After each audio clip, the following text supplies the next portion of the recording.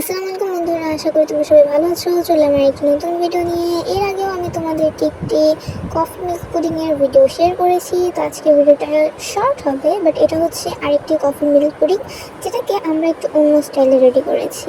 এটার মধ্যে আমরা কোনো জেলি ইউজ করিনি, এটার মধ্যে আমরা ডিরেক্ট কফি পাউডার ইউজ করেছি। তো তোমরা ভিডিওতে বিস্তারিত জানতে পেরে যাবে। তো চলো বেশি দেরি না করে দেখা যাক কীভাবে বানানো হয়েছে কফি মিল্ক পুডিংটা।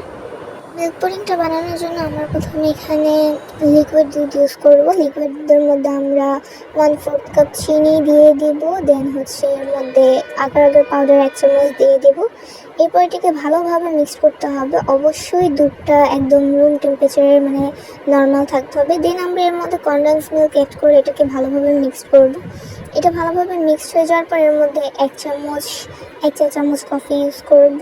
বেশি কফি দিলে এটা আবার একটু তিতো তিতো লাগবে, তাই এটার মধ্যে বেশি কফি ইউজ না করে একটু অল্প পরিমাণে কফি ইউজ করব। দেন এটাকে চুলায় বসিয়ে দিয়ে ভালোভাবে এটাকে নাড়াচাড়া করতে হবে যতক্ষণ এটা ঘন আসছে। ঘন আসার পরে আমরা আগে থেকে একটি মোল্ডের মধ্যে ঘি ব্রাশ করে রেখেছিলাম। তো এই মিশ্রণটাকে ওই ঘি ব্রাশ করা মোল্ডের মধ্যে ঢেলে দিয়ে এটাকে কিছুক্ষণ সেট হতে দেব। সেট হয়ে যাওয়ার পর এই পুডিংটাকে আমরা ডিমোল্ড করে নেব। তো দেখুন বন্ধুরা, পুডিংটি দেখতে কত সুন্দর লাগছে এবং লোভনীয় লাগছে। এটি খেতেও অনেক বেশি সুস্বাদু। তো আমি অবশ্যই বলবো যারা কফি লাভার তাদের জন্য এই পুডিংটাও বেস্ট, এর আগে যেটা দেখিয়েছি এটাও বেস্ট। অবশ্যই আপনারা এই পুডিংটা একবার হলেও বাসায় ট্রাই করবেন।